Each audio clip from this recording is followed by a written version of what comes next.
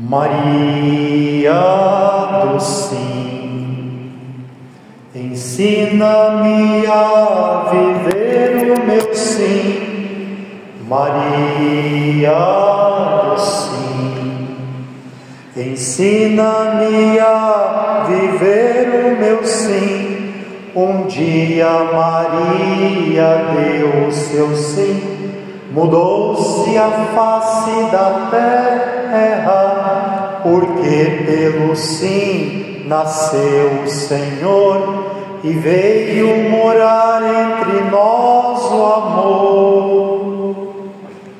Irmãos e irmãs, hoje nós celebramos a memória de um grande devoto da Virgem Maria, São Bernardo Abade. Tem uma frase de São Bernardo que eu gosto demais. Vou falar devagar para ver se a gente guarda ela. Mesmo amando menos, por ser menor, se a criatura amar com tudo que ela haverá de dar tudo. Mesmo amando menos, por ser menor, por ser criatura, se a gente amar com tudo que a gente haveremos de dar tudo, de São Bernardo Abade. Em alguns lugares do Brasil, não é uma realidade de hoje, muito antigamente, algumas igrejas tomaram um espaço, fizeram as suas igrejas, principalmente os irmãos evangélicos. Penso que muito disso aconteceu porque nós não vivemos a dimensão missionária do nosso batismo. E nem todas as partes nós não conseguimos ter missas em todos os lugares, celebrar sempre. Pensamos em lugares rurais ou grandes centros, não importa. Penso que o que faltou seria também estarmos como igreja e não só como missa. Em algumas comunidades, se tivesse tido uma vida de igreja, muitas pessoas não teriam debandados para outro lugar para escutar a palavra. Por exemplo, no lugar X não tinha padre, mas poderia ter tido naquela capela a celebração da palavra todo domingo.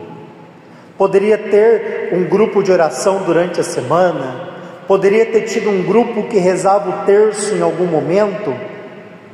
Em um outro grupo que fizesse o estudo bíblico, como a gente chamava antigamente, os círculos bíblicos. Faria com que aquela capela continuasse viva, mesmo não tendo a missa toda semana. Ajudaria essas pessoas a não ter ido para outros lugares, mas encontrar ali a sua fé. Isso falta um pouco para dizer da primeira leitura. Se a gente não fizer isso, nós podemos ser governados pelo espinheiro, Eles aqui, gente com tantos dons, pessoas aqui que a gente vai chamar elas, de árvores.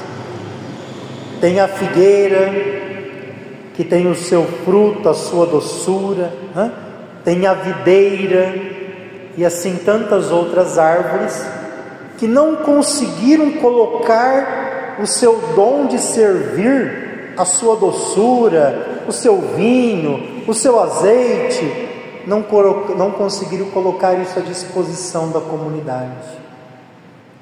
Não conseguiram também se colocar às vezes na frente. Não é fácil, mas nós precisamos também de pessoas que se tornem lideranças também. É uma missão mais ousada, mas precisa também. Mas aqui ninguém quis fazer isso. Deixaram para o espinheiro, então foram reinados pelo espinheiro. O Evangelho que nós ouvimos no dia de hoje é a história de um patrão, uma parábola para falar novamente do reino dos céus. E olha que interessante, né, que ela termina igual uma leitura que nós ouvimos esses dias, né?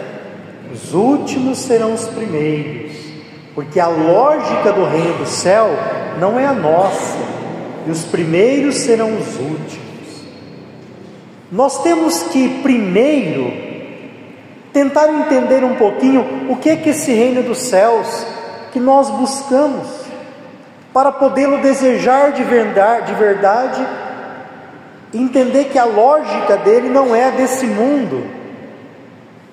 Um patrão sai de madrugada, ou seja, bem cedo, para contratar trabalhadores para a sua vinha. A vinha na Bíblia, né? Ela tem um símbolo muito bonito. A vinha é o povo de Israel. A vinha, a videira, está ligada com o Senhor. E é bonito esse evangelho, porque nós estamos no mês vocacional, que é o tema da nossa novena. Quantas pessoas nós não conhecemos na vida de igreja, na vida religiosa, que foram chamados a servir lá mais cedo, outras que foram chamadas a servir mais tarde, e outras que vieram na comunidade para servir ou entraram na vida religiosa há pouco tempo. Será que aquela que foi chamada primeira, que já serve há tantos anos, é mais importante do que quem veio para servir agora? Essa é uma lógica, não é do reino de Deus. A lógica do reino de Deus é Jesus chama sempre, em horários diferentes. Ele até pergunta, né? Por que vocês estão aqui? Porque ninguém nos contratou, ou se você preferir, porque ninguém nos chamou, porque ninguém veio rezar nesta igreja a palavra, o terço, por isso nós fomos para outra. Deus vai chamar sempre, em horários até o fim dos tempos, Ele vai estar chamando. O primeiro grupo que Ele chamou, Ele combinou um valor, um denário, uma moeda de prata, que é o valor do trabalho de um dia. E eles foram trabalhar, e vieram outros às 9 horas, ao meio-dia, às 15 horas. Quando o patrão veio para fazer o acerto, ele chamou primeiro quem? O que ele contratou por último. E esses últimos receberam o mesmo valor que o patrão combinou lá com o primeiro, uma moeda de prata. O patrão foi acertando. Os primeiros a serem contratados ficaram olhando assim: olha, se ele está pagando isso para eles, quando chegar a nossa vez, porque nós fomos contratados primeiro, nós vamos receber muito mais. Chegou a vez deles receberem, e eles receberam a mesma quantia que os que foram chamados por último receberam. Eles ficaram revoltados. Como assim? Nós trabalhamos muito mais, merecemos ganhar mais. Olha quantos anos já estamos servindo. É uma mentalidade que às vezes reina no meio de nós, na igreja, que se colocam para servir e perguntam como Pedro, né? Senhor, o que vamos ganhar? E aí então Jesus disse: eu não posso acertar como eu quero. Jesus que é Deus. Essa é a lógica do reino dos céus. Jesus chama na hora que Ele quer, e chama sempre.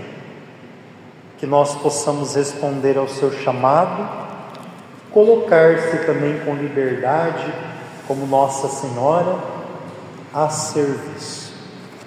Louvado seja nosso Senhor Jesus Cristo.